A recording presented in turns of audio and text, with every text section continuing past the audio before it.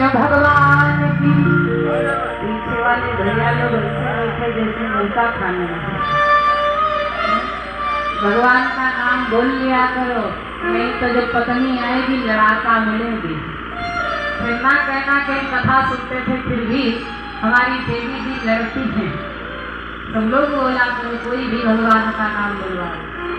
प्रेम से बोलो हनुमान जी महाराज की, साचे दरबार की।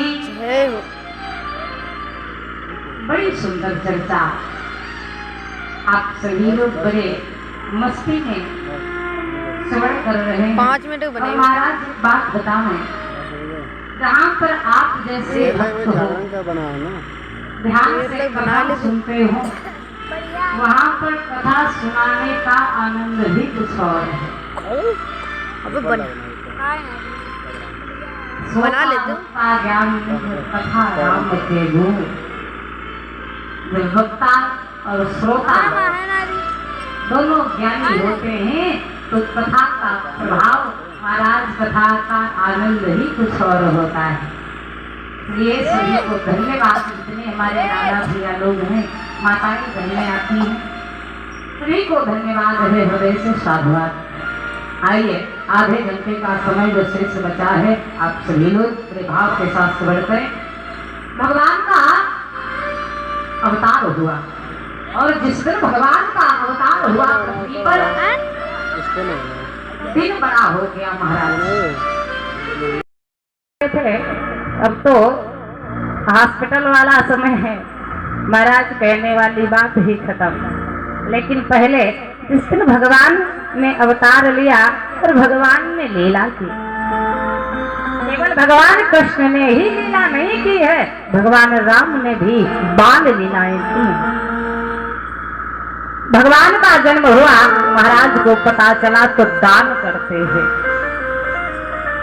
लेकिन महाराज जो भी अपने से गरीब देखते हैं, दान पाते हैं तो दूसरे को दान दे देते हैं। जय तावा राखा तेहना है, किसी ने अपने पास रखा नहीं, एक दूसरे को दान करते। इधर भगवान बड़े भाव के साथ में छोटे से बालक के रूप में आए। मैया ने दर्शन किया, छोटा सा लालन पाके बड़ा प्रसन्न हुई। माता कैकेयी के द्वारा सुंदर पुत्र का जन्म हुआ, माता सुमित्रा के द्वारा 2 पुत्रों का जन्म हुआ। क्यों? महाराज जी ने बताया था, जब यज्ञ का प्रसाद रानियों को खिलाया, ही कौशल्या माता ने अपने प्रसाद में से भाग निकाला, सुमित्रा मैया को देने के लिए एक चील आई, और चील आकर के वो प्रसाद मैया सुमित्रा के हाथ से उड़ा छीन ले गई। आकाश मंडल में उड़ती जा रही है और जा करके उसने प्रसाद छोड़ दिया। कहते हैं प्रसाद को कभी पांव तले पड़ना नहीं चाहिए। लेकिन महाराज यहाँ क्या है, लाई जमीन में यदि गिरे तो उसे हटा करके ऐसी जगह रख दो जहाँ पर पांव ना पड़े। पवन देवता ने देखा ये यज्ञ का प्रसाद है, ये जमीन पर नहीं गिरना चाहिए। अपनी हवा के द्वारा, वेग के द्वारा उस प्रसाद को पवन देवता ने माता अंजना तक पहुंचाया। वही यज्ञ का प्रसाद।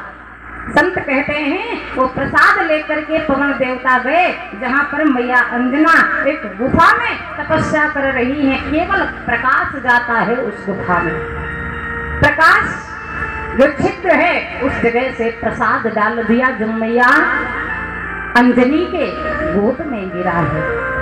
जहाँ पर मैया अंजनी भगवान शिव की तपस्या कर रही है, मैया ने विचार किया ये प्रसाद भगवान शिव ने दिया है।